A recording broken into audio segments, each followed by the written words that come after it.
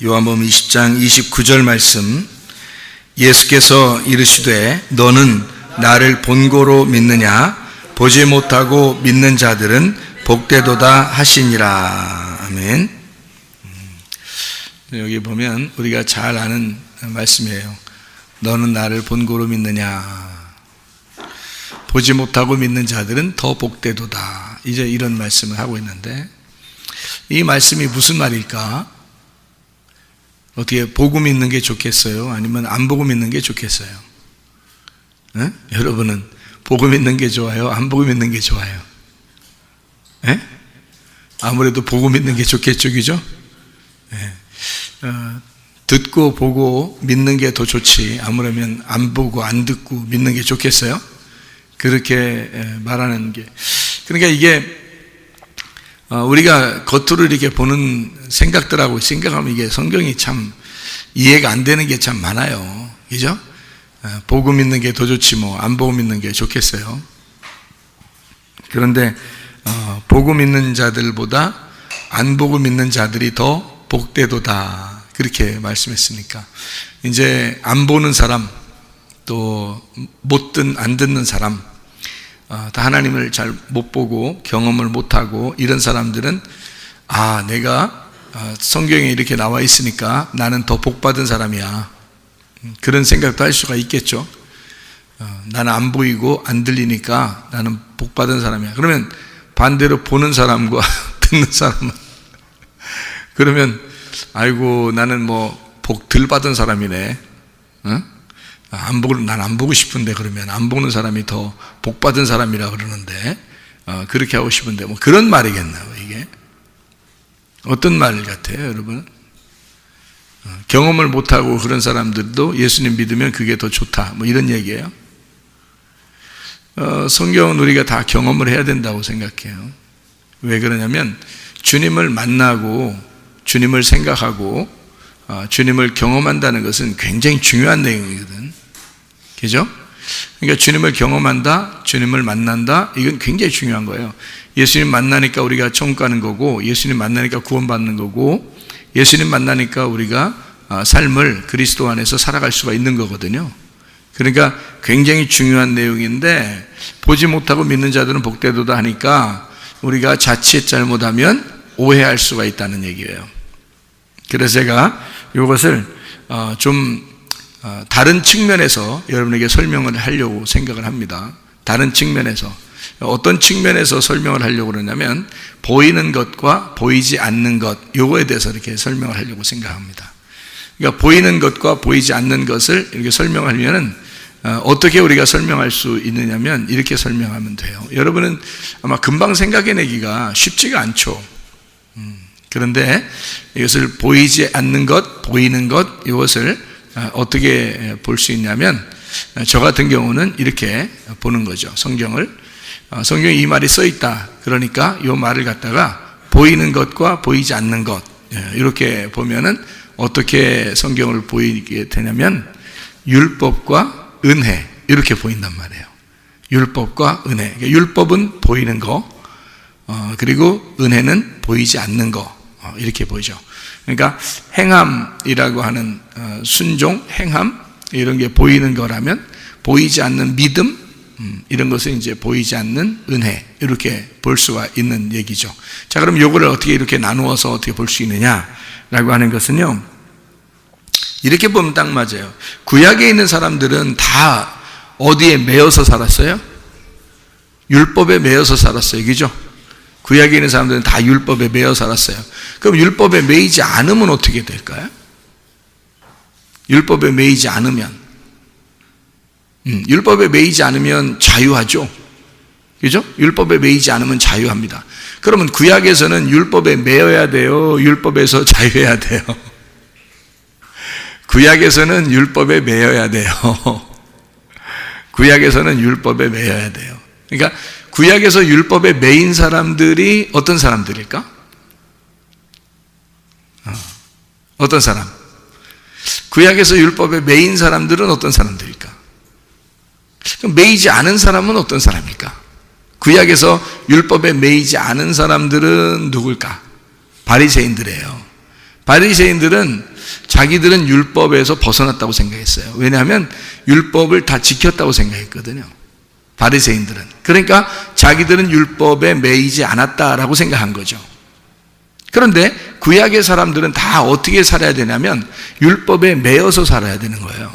율법에 매인 사람들은 감옥에 갇힌 사람들이고, 율법이라는 감옥에 갇힌 사람들이고, 율법의 감옥에 갇혀 있으면 사람이 병들어 있는 거고, 그리고 가난한 거고, 나그네가 된 거고, 고아인 거고, 과부가 되는 거예요. 왜냐면 가둬져 있으니까 자유롭지 못하단 말이에요. 뭔가 다 자기가 부족하다는 거죠. 그러니까 구약에서 뭔가 매여 있는 거예요. 율법에 매여 있는 이런 사람들. 예수님이 올 때만 해도 율법에 매여 있는 사람들이 상당히 많았습니다. 그런 사람들이 강도 만난 자이고, 삭개오이고, 사마리아 여자고, 38년 된 병자고, 소경이었어요. 그런 사람들이 바로 율법에 매여 있는 사람들이었습니다. 그런가 하면 율법에서 벗어난 사람들이 있었어요. 그게 바로 바리새인들이었습니다. 그러니까 자기들은 율법에서 벗어났기 때문에 자기들은 눈을 떴다고 얘기한 거예요. 요한복음 9장의 실로암 목가에서 예수님이 실로암못에 있는 소경을 눈을 뜨게 해주죠. 눈을 뜨게 해주면서 예수님이 뭐라 그래요? 눈 뜬 놈은 눈 감은 놈이다. 눈 감은 사람은 눈 뜬 사람이다. 이렇게 얘기하잖아요. 그러니까 눈 떴다 그러니까 죄가 그대로 있는 거고, 눈을 감았다 그러면 죄가 없느니라. 이렇게 말하죠. 그러면 눈을 떴다 그러면 죄가 있다는 말은 빛으로 말하면 어떻게 해요? 어둠이에요? 빛이에요? 어둠이죠. 눈을 네가 떴다 그러니까 너희들은 죄가 그대로 있다. 그러면 어둠이다 그 말이고요. 눈을 감았다, 소경입니다 라고 말하는 사람은 어때요? 예, 빛이에요. 그 사람들은 눈을 떴다, 죄가 없다, 이렇게 말하는 거죠. 요한복음 9장에 말씀하는 그런 내용이죠. 예수님께서. 그러니까 이 땅에서 있는 사람들의 소경 이야기 뭐 이런 거하고는 완전히 반대 이야기입니다. 반대로 하늘에서 볼 때는 완전히 반대로 보이는 거죠. 그러니까 구약의 사람들, 예수님이 올 때만 해도 예수님이 십자가 못 박혀 돌아가시기 전에는 다 구약의 사람들이죠. 구약의 율법에 매여 있는 사람들이란 말이에요. 근데 율법에 매이지 아니하고 자기들은 율법을 지켰다는 사람들이 바리새인들이었단 말이에요. 그러니까 예수님이 부딪힐 수밖에 없죠. 너희들 눈 떴다고 그러는데 그럼 너희들 죄인이다. 눈 감은 자가 돼야 자유로운 거지. 눈 감은 자가 돼야 그럼 의인인 거고 죄가 없는 거지. 그런 사람은 눈 뜬 거야. 이렇게 말하는 거죠. 이 땅에서 율법에 눈이 감겨 있는 자, 그 말은 무슨 말이에요? 율법에 가두어 있는 자를 얘기하죠. 율법 안에서 감추어진 자, 감옥에 갇혀진 자, 그 말이에요. 그러니까 율법으로 감옥에 갇혀있는 자. 그러면 구약에 있는 율법은 보이는 거예요? 보이지 않는 거예요? 보이는 거라는 거죠. 그러니까 보이는 율법에 너희가 가두어져 있는 그 사람보다 보이지 않는 것에서 있는, 보이지 않고 믿는 자가 더 복되도다라는 말은 어디에 있는 사람을 얘기해요? 구약에 있는 사람을 얘기해요? 예수님 십자가 못 박혀 돌아가시고 난 다음에 신약에 있는 사람을 얘기해요. 신약에 있는 사람을 얘기하는 거죠. 보이지 않고 믿는 자가 더 복되도다라고 하는 말은 보이는 것을 완성한, 보이는 것을 끝내버린, 보이지 않는 세계로 들어간 그 믿음을 가진 자가 더 복되도다라고 얘기하는 거죠.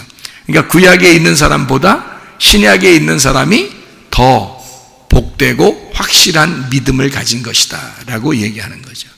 그러니까 이런 눈으로 보고 안 보고 이런 얘기를 하는 게 아닌 것 같죠. 그죠? 네, 그러니까 보이는 율법이죠. 사람들은 보이는 율법으로 지키려고 자기들은 지킨다고 생각했지만 그러나 그렇지 않다는 거죠. 그러니까 이 보이는 율법을 자기들은 지킨다고 했을 때 그것은 오히려 눈을 감은 자이고 죄인이다. 그러나 이 율법을 지켜보려고 했을 때 도저히 못 지키겠다고 율법에 가두어져 있는 사람들이 있었다. 율법에 매인 자들이 있었다. 그 율법을 지키려고 최선을 다해서 지키려고 하던 그 매인 자들이 있었는데 그들은 그 율법의 죄인이 되어서 고아가 되고 과부가 되고 나그네가 되고 강도 만난 자가 되고 38년 된 병자가 되고 삭개오 같은 사람이 되고 사마리아 여자 같은 사람이 되었다 그 말이에요. 그런 사람들, 이 보이는 율법에 의해서 살아가는 그 감옥에 갇혀 있는 사람들, 현저하게 죄인으로 드러난 사람들을 얘기하는 거죠. 그런 사람들도 복이 있다. 그러니까 그 사람들 예수님 만나가지고 어떻게 해요? 다 고침받았죠. 가난한 자에게는 복음을 전파해서 구원을 했고요. 소경된 자는 눈을 뜨게 했고, 죽은 자는 살렸고, 질병 있는 사람은 치료해 주었습니다. 예수님 만나서 그 보이던 세계의 감옥에서 풀어준 거죠. 예수님 만나서. 그렇죠? 그러니까 보이지 않는 세계로 들어갔어요. 어디로요? 예수님. 지금 여러분 예수님 보여요, 안 보여요? 안 보입니다. 예수님은 계시지만 보이지 않아요. 그러니까 율법의 법에 그 감옥에 매여 있던 사람이 그것도 복이 있지만, 그래서 예수님이 왔을 때는 그 사람들을 구원했지만, 그러나 지금은 보이지 않는 예수님의 세계가 있다는 거죠. 보이지 않는 예수님의 그 세계, 예수님의 감옥에 우리는 갇혀버리는 겁니다. 자, 보이는 세계 율법에 갇혀있던 사람들이 풀어져서 어디에 갇히는 사람이 돼요? 보이지 않는 예수님의 감옥에 갇혀있는 사람이 됐다는 거지. 그러니까 지금 여러분과 저는 지금 은혜의 시대에, 예수님의 시대에, 교회의 시대에 이렇게 우리는 보이지 않지만 그 믿음 안에 갇혀있단 말이죠. 우리는. 그런 사람들은 더 복이 있도다. 보이지 않는 세계에서 살고 있는 자는, 거기에 매여 있는 자는 더 복되도다. 보이는 세계에서 벗어나서 보이지 않는 세계의 감옥으로, 자, 보이는 감옥에서 벗어나서 보이지 않는 감옥으로 갔다는 얘기예요. 그러면 더 복받았다는 얘기죠. 참 놀라운 얘기지. 놀라운 얘기죠. 그러니까 어떻게 이렇게 이런 말씀들이 우리에게 주어졌는지 말이에요. 참 놀라운 얘기입니다. 그럼 우리는 지금 우리가 어떻게 살아야 돼? 보이지 않는 세계, 예수 그리스도 그 감옥에 갇혀서 살아야 된다. 그게 어디예요? 교회. 교회는 건물이에요? 아니면 보이지 않는 예수님이에요? 보이지 않는 예수님의 몸이란 말이에요. 거기에 우리는 매여 있는 거예요. 건물에 매여 있다는 의미가 아니잖아요. 우리는 보이지 않는 예수 그리스도의 몸, 거기에 매여 있는 거예요. 그러면 더 복된 사람이다 라고 얘기하는 거죠. 주님은 자기의 몸을 위하여 사람들을 선택하시고 자기의 몸을 이루어 나가시고 자기의 몸을 완성해 나가실 것이라는 거죠. 그러니까 보이는 세계의 감옥, 보이는 세계의 율법을 완성하시러 오신 예수님은 십자가에서 자기가 완성했단 말이에요. 그렇죠? 그러면 십자가에서 자기가 완성을 해서 보이지 않는 율법을 만들어 놨다고요. 보이지 않는 교회를 만들어 놨다고요. 보이지 않는 그리스도의 몸을 만들어 놨다고요. 무슨 말인지 알겠죠? 그럼 그 보이지 않는 세계에 우리를 어떻게 집어넣고 가두어 놓으려고 한다는 거죠. 그러니까 보이는 세계에서 보이지 않는 세계로 우리를 집어넣는다. 감옥이 달라졌을 뿐이에요. 감옥은 똑같은 감옥이에요. 보이는 감옥에서 보이지 않는 감옥으로 옮겨졌을 뿐입니다. 근데 이 보이지 않는 감옥에 들어가서 우리가 예수님을 생각해 보니까 예수님이 뭐예요? 말씀이라는 걸 알았어요. 예수님이 말씀이라는 걸 알아서 그 말씀을 어떻게 그 감옥에서 우리가 뭔가 감옥이 좀 좁다, 좀 이렇게 감옥이 좀 우리에게 협소하다, 답답하다, 이렇게 여겨지는 것은 왜일까? 감옥에 가면 다 답답해요. 왜 그래요? 왜 그랬죠? 감옥이 어떻게 생겼어요? 어떻게 얼마나요? 감옥 안 가보셔서 모르죠. 감옥에 가면은 감옥이 얼마나인가요? 감옥이 뭐 조그만할 거예요, 그죠? 한 평이나 뭐 이런 데다가 뭐 한 평, 두 평에다가 막 사람들 막 여러 명 그냥 쎄러 넣어가지고 그냥 거기서 같이 막 그냥 화장실도 그 안에 있고 그냥 같이 살으라고 하고, 뭐 아무리 뭐 감옥이 뭐 아무리 편하고 그렇게 해도 뭐 몇 평 되겠어요? 뭐 혼자 있는 독방이라 할지라도 뭐 몇 평 정도 되겠냐고요. 그 감옥이. 그렇죠? 그러니까 감옥에 매여 있다는 것은 상당히 답답한 일입니다. 그렇죠? 근데 우리는 보니까 지금 율법에 매여 있는 사람도 복되고 예수에게 매여 있는 사람은 더 복되다라고 얘기했으니까 우리는 감옥에 매여 있는 거죠. 그러면 율법에서도 감옥에 매여 있었어야 하고, 그 다음에 예수 그리스도는 자기가 자기를 완성했고 우리는 우리의 믿음을 또 완성해 나가야 된단 말이죠. 그러면은 우리가 그리스도 예수 안에서 그 믿음을 완성해 나가고 있을 때 우리는 예수, 보이지 않는 그 예수의 감옥에 매여 있어야 된다는 거예요. 그런데 거기에 좁게 느껴진다 그러면 답답하겠잖아요. 그러면 감옥을 어떻게 하면 좋겠어요? 그러면 감옥을 어떻게 하면 돼요? 넓히면 되지 뭐. 감옥을 넓히면 되는 거야. 여기 조그마한 감옥에 우리를 집어넣어서 거기 있으면 감옥을 점점 넓히면 어떻게 될까? 점점 감옥을 넓히면, 아니 뭐 그냥 넓히는데 뭐 그냥 한 동만하게 이렇게 다 넓히면 어떨까? 자기 감옥을. 그러면 엄청 넓어지겠죠? 그러면 더 넓힐까 그냥? 구만큼 이렇게 넓혀버릴까요? 동에서 구만큼 이렇게 넓혀버릴까? 그게 내 감옥이야. 그게 뭔 감옥이야. 근데 구만큼 넓혔는데 더 넓혀 그냥. 더 넓혀. 그래가지고 대전만큼, 시만큼 다 넓혔어요. 그걸 감옥이래. 응? 그러면 뭐 그냥 감옥 없는 사람보다 낫겠다, 이게 훨씬. 그죠? 동만한 감옥, 구만한 감옥, 시만한 감옥에, 감옥을 갖다 우리나라만큼 크게 감옥을 만들었다면 어떻게 될까? 아니 우리나라만큼 감옥을 넓혔는데 우리나라보다 더 크게, 그럼 세계만큼 감옥을 쫙 넓혔으면, 그럼 그걸 감옥이라고 볼 수 있을까요? 그걸 감옥이라고 볼 수 있을까? 그래도 아니겠죠, 그죠? 감옥이라는 거는 뭔가 매여 있는 거고 뭔가 이렇게 좁은 거고 뭐 이런 느낌이 들잖아요. 그런데 감옥을 그렇게 넓힌다면 어떻게 될까? 감옥 같지가 않겠죠. 오히려 자기 집들은 뭐 요만하게 이렇게 짓잖아요. 몇 평 이렇게 짓잖아요. 그런데 자기 집은 감옥인데 감옥이 시만에, 뭐 한국만에 그냥, 아니면 전 세계만에 그냥 감옥이 그렇게 넓어졌어요. 그러면 뭐 훨씬 낫겠네, 이게. 성경에 있는 감옥의 개념을 우리가 한번 생각해 보자는 얘기예요. 감옥의 개념. 그러니까 율법에 매여 있다, 율법의 감옥에 있다라는 말하고, 우리가 진리에 매여 있다, 예수에게 매여 있다, 진리에 매여 있다, 자유하다라는 말이 무엇일까? 자유하면 그냥 마음대로 사는 거예요? 예수에게 매여 있는 자예요? 예수에게 매여 있는 자란 말이에요. 그러니까 우리는 자유하다는 말을 오해하는데 자기가 마음대로 사는 거를 자유하다고 생각해. 근데 자유는 그게 아니고 통치가 있는, 다스림이 있는, 하나님의 선한 양심이 있는 장소예요. 그게 자유라고. 하나님의 도덕성이 있는 거, 하나님이 양심을 주셔서 우리를 통제하는 그 기관, 그 안에서 자유하다라고 하는 거지. 자유는 반드시, 자유하는 나라에서는요 반드시 그래서 감옥이라는 게 있다고 그러잖아요. 자유주의, 민주주의, 자유민주주의는 반드시 감옥이라는 게 있습니다. 왜 감옥이라는 게 있냐면 나쁜 짓 하는 사람은 거기에 가둬놓기 위해서예요. 다른 사람들이 다 편리하게 살기 위해서 해를 끼치는 사람은 감옥에 가둬두는 거예요.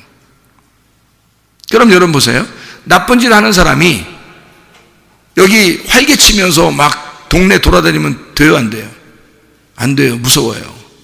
그래서 다 감시를 해가지고 나쁜 짓 하는 사람을 막 이렇게 고소해서 고발하고 이렇게 감옥에 집어넣죠.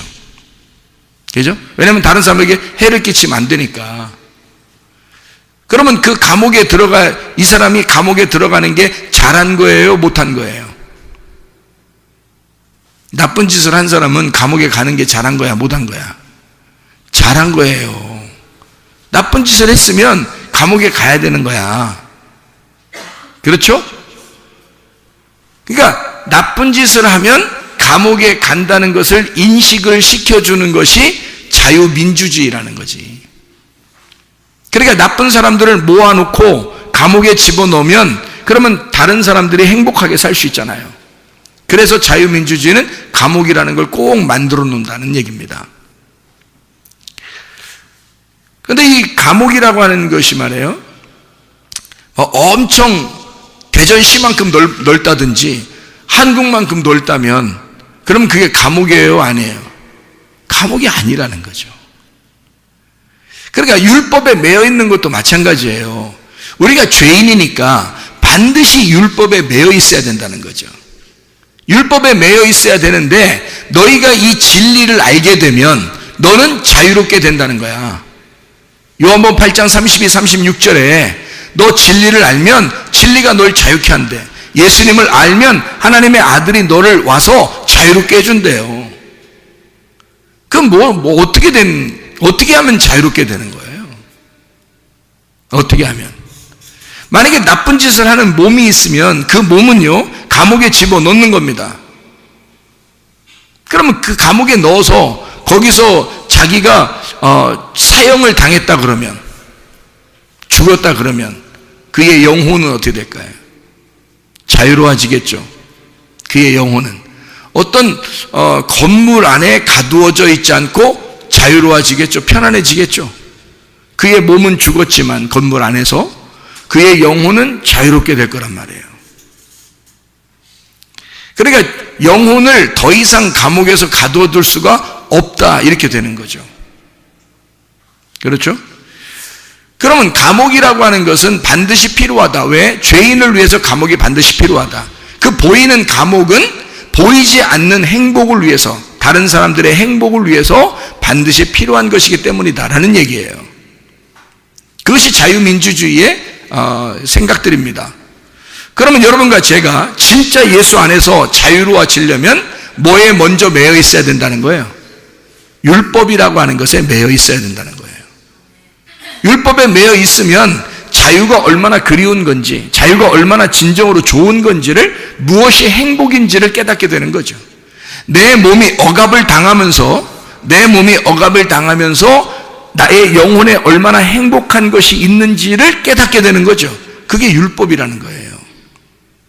그런 율법이라고 하는 것은 예수님이 올 때도 율법이 있었어요. 그래서 율법 안에서 자유로운 자들은, 자기가 자유롭다고 생각하는 사람들은 감옥이 필요 없다고 생각하는 사람들이었거든요. 근데 이 세상 보세요. 이 세상에 죄를 짓지 않은 사람이 있어요, 없어요? 없죠. 모든 사람이 죄를 범했으면 하나님의 나라의 영광에 이르지 못한다 그랬어요. 죄의 값은 사망이라고 그랬고, 그러면 이 세상 모든 사람은 죄를 짓지 않은 사람이 없네요. 그러면 다 어디에 들어가야 될 사람이에요? 감옥에 들어가야 될 사람이라는 거죠. 무슨 말인지 알겠어요? 보이는 그 감옥에 내가 들어가야 될 사람들이라는 거죠. 죄인이니까. 그러면 보이는 그 감옥에 내가 들어가야 될 사람들이면, 들어가면 어떻게 되는 거예요? 잘한 거라는 거죠. 만약에 안 들어가면 자기가 자기의 행복을 깨뜨리는 거예요. 근데 그 몸이 감옥에 들어감으로써 자기의 육체가 억압을 당하는 거죠. 그러면 영혼은 자유하게 된다는 거죠. 그러니까 우리는 율법이라는 감옥 안에 반드시 잡혔어야 된다는 거예요. 그 율법의 감옥에 잡혀서 꼼짝 못하고 사는 사람이 38년 된 병자라고, 강도 만난 사람이라고, 사마리아 여자 가삭개오 이런 사람들이라고요. 그런 사람들은 소경, 이런 사람들, 자기가 억압당해서, 육체가 억압당해서 도저히 살아갈 수 없는 사람들이란 말이에요. 그런 사람들은 예수님이 만나가지고 율법에서 풀어주잖아요. 감옥에서 풀어준다고요. 너희들 소경이라고 하니까 눈뜨게 해줄게. 감옥에 있는 사람을 풀어주는 거예요. 그렇죠? 그러니까 율법의 감옥에 매여 있는 사람은 풀어주고, 자기는 율법에 매일 필요가 없습니다. 나는 자유합니다. 내가 언제 눈 감은 적 있습니까? 내가 죽은 적이 있습니까? 내가 죄인 돼본 적이 있습니까? 나는 말씀을 다 지켰습니다 라고 하는 사람들은 예수님이 와가지고 자꾸 감옥에 집어넣으려고 그러죠. 너 눈 떴다고 그러니까 눈 감은 놈이야. 감옥에 좀 들어가. 너 죄인이야. 감옥에 좀 들어가 라고 예수님 만나서 계속 감옥에 집어넣으려고 그러죠. 근데 감옥에 들어있는 사람들은 자꾸 풀어주려고 한단 말이에요. 예수님이 그러니까 율법의 구약의 감옥에서 보이는 감옥에 잡혀있는 사람들은 예수님이 풀어주려고 하셨다. 거기서 풀어주니까 어디로 들어가요? 보이지 않는 감옥에 들어가. 누구한테? 예수에게 꽉 매인 사람이 됐다는 거죠. 예수에게 꽉 매인 사람이 됐는데 예수를 알면 알수록 이제 어떻게 돼? 예수를 알면, 예수를 처음에 딱 예수에게 딱 매였는데 몰라. 예수를 잘 말씀을 몰라요. 그러니까 예수에게 매였긴 매였는데 예수를 잘 모르니까 감옥이 좁아. 예수님이라는 감옥이 좁아. 그러니까 답답하지. 교회 생활이 답답하지. 근데 예수를 알면 알수록 이제 그 감옥이 어떻게 돼? 점점 넓어지는 거야. 맞죠? 예수라는 그 감옥이 점점 넓어져서 우리나라만큼, 전 세계만큼, 온 우주만큼 넓어진단 말이에요. 그러면 우리는 어떻게 해? 그게 감옥이야? 더 이상 진리 안에서의 자유야? 진리 안에서의 자유지. 그래서 진리를 알아가면 알아갈수록 자유하게 된다는 거지. 감옥에 매이지 않고 진리 안에서 자유롭게 된다, 그렇게 말하는 거죠. 그래, 우리는 어딘가에 매여 있어야 돼요. 구약에 보이는 율법에 매여 있든지 아니면 신약에 보이지 않는 예수에게 매여 있든지, 어쨌든 우리는 감옥 생활이란 말이에요. 몸의 감옥 생활에 들어가든지 영혼의 감옥 생활에 들어가든지. 그래서 둘 중에 하나, 감옥은 반드시 필요한데 그 감옥에 들어갔을 때 그 감옥이 점점 넓어지는 것, 이것을 자유라 그런다. 자유, 그러니까 통치가 있는, 통치가 있는, 다스림이 있는 나의 행복, 다스림이 있는 그 안에서의 즐거움과 기쁨, 이것을 자유라 그런다. 방종이 아니고 방탕이 아니고 그런 울타리가 없는, 그런 감옥과 같은 울타리가 없는, 그런 법이 없는 그런 사람들은 방탕하다 그러죠. 방종하다 그러지. 그러니까 하나님의 말씀을 걷어치우고 그냥 자기 마음대로 사는 사람은, 그럼 자기는 자유하다 그러니까 아직도 감옥에 갇혀본 적이 없는 거야. 그러니까 율법이 완성되지 않았죠. 그 사람들은 율법이 아직 완성되지 않았단 말이에요. 그런 사람들은 자유를 말할 수가 없다. 억압돼 본 적이 없으니까 자유를 말할 수가 없는 거죠. 그런데 예수님께서는 그 억압된 사람들을 풀어줌으로써 자기에게 매여있는 자 되기를 원한다. 죄의 종이었던 우리들을 풀어서 의의 종을 만들려고 하는 것이다. 그럼 의의 종을 만들어 우리 영혼을 꽉 거기에 매어놓는다. 예수에게 매어놓는단 말이에요. 그 진리에 매어놓는다는 거죠. 그 진리를 그러면 알면 알수록 어떻게 해? 그 진리를 알면 알수록 점점 더 자유하게 된다는 거지. 통제가 있는 행복함, 통치가 있는, 하나님의 통치가 있는 행복함이 점점 나타나게 된다. 더 넓어지게 된다. 감옥이, 한마디로 말하면 감옥이, 보이지 않는 감옥이 점점 넓어지게 된다는 거죠. 그게 하나님의 말씀입니다. 여러분, 구원받으면 은혜 받고, 구원받아 은혜 받아서 교회 나오잖아요. 그러면 여러분, 교회는 여러분을 마음대로 살라고 가만 냅두나요? 아니면 말씀대로 살라고 하나요? 말씀대로 살라고 그래요. 왜 그래요? 말씀의 감옥에 매이게 하려고 그런 겁니다. 그렇죠? 이 말씀이, 참, 이 율법, 여러분 생각할 때 율법이라고 하는 것과 이 은혜라고 하는 거 있잖아요. 율법이라는 것과 은혜라는 거, 그게 여러분, 여러분 어떻게 생각해요? 성경은 율법과 은혜로 돼 있어요. 근데 여러분이 생각할 때는, 아마 저도 옛날엔 그렇게 생각했는데요, 율법과 은혜는 전혀 다르다고 생각했었거든요. 그런데 제가 성경을 알면 알수록 율법이 곧 은혜라는 걸 깨달았어요. 그러니까 율법이 은혜니까 그 은혜 안에서는 율법이 절대적입니다. 그러니까 율법을 모르는 사람들은 수박 겉핥기로 성경을 아니까 율법은 나쁜 거, 은혜는 좋은 거, 이렇게 생각한다고요. 그렇지 않아요. 구약, 예수님 오실 때까지가 구약인데, 구약에서 구원받은 사람들은 다 율법 안에 매여 있는 사람들이 구원받은 사람들입니다. 그 율법 자체가 비에 해당하는 거예요. 이른 비, 늦은 비와 같이. 그 비에 해당하는, 기근이 있는 우리들의 그 쩍쩍 갈라지는 그 땅에 그 비가 촉촉히 정확히 내리는 그 있잖아요. 그런 말씀이 율법이라는 말씀이에요. 율법이라는 단어는 비에서 나온 겁니다. 소낙비, 그러니까 이른 비, 늦은 비, 그 비에서 나온 거거든요. 그게 그 율법 안에 사는 사람들의 은혜예요. 그러니까 그 율법이라고 하는 것이 곧 은혜고, 은혜가 곧 율법인데요.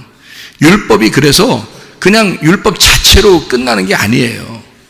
율법에 매여 있는 사람은 율법에 매여 있는 사람들만이 자유하게 되는 거죠.